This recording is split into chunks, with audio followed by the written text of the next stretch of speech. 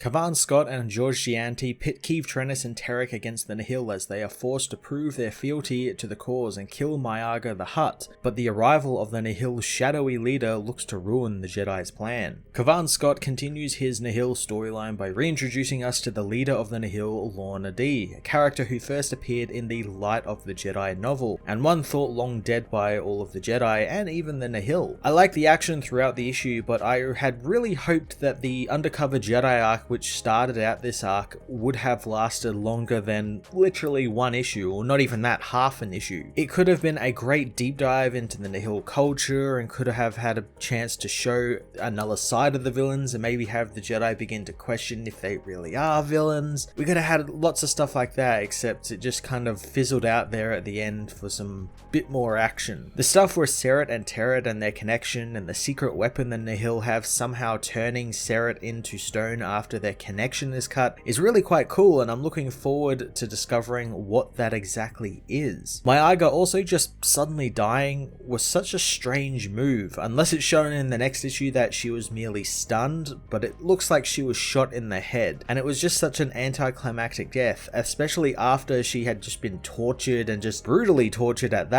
by being electrocuted. George Gianti tags into the issue as artist for a great looking, action heavy and tension heavy issue. I was surprised at how brutal a lot of this issue actually was, especially with the torture and treatment of Myaga the Hutt, who gets electrocuted in this kind of great, a little bit comedic showing of her skeleton when she gets zapped, something we've seen in Star Wars before when people use Sith lightning, but it just looked very funny in like a still image and very comedic, and I don't think it was meant to be that. The High Republic issue 10 was a pretty fun, action-heavy issue that unfortunately ends the really cool undercover Jedi storyline way too early for my liking, but in turn picks up an interesting new threat for the Jedi and the Republic to discover and learn about. I'm going to give this issue a 7 out of 10.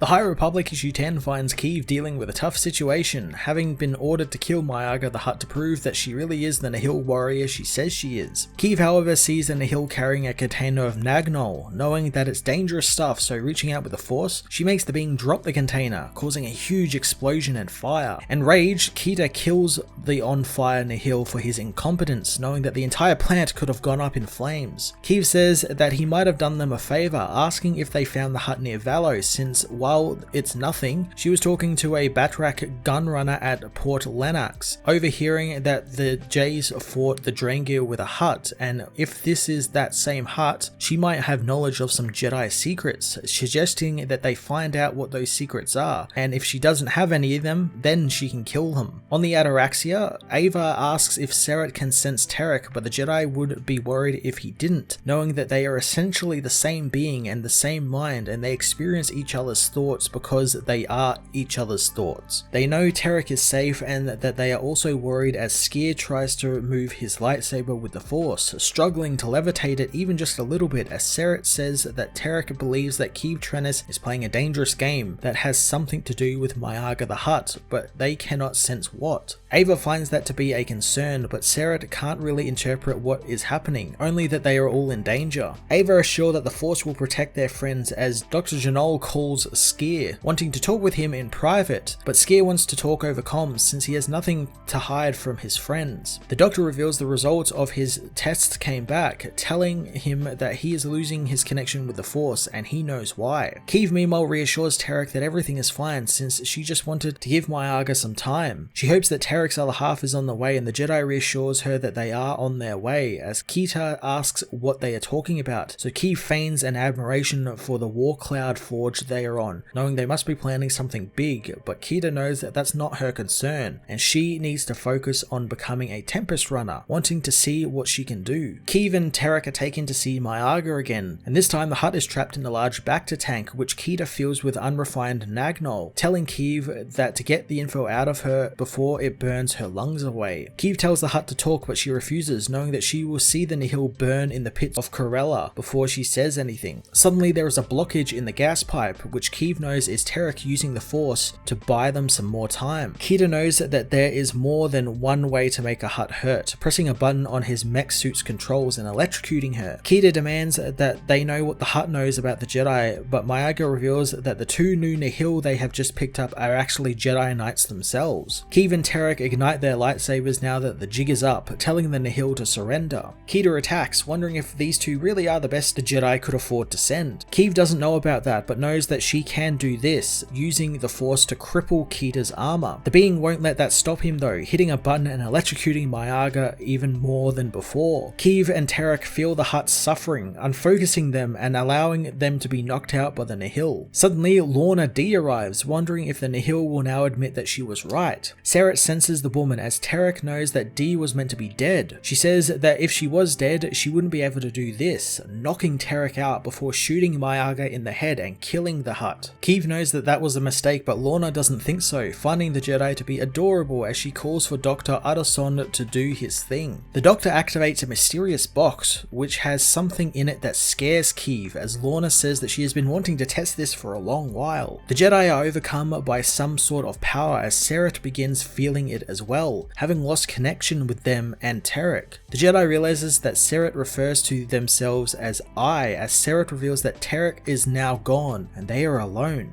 Ava asks if Terec is one with the Force, so Serret tries to reach out and find out, but is overcome by a pain, telling Ava that there is no balance or peace and is only pain as his body begins to turn to stone and crumble.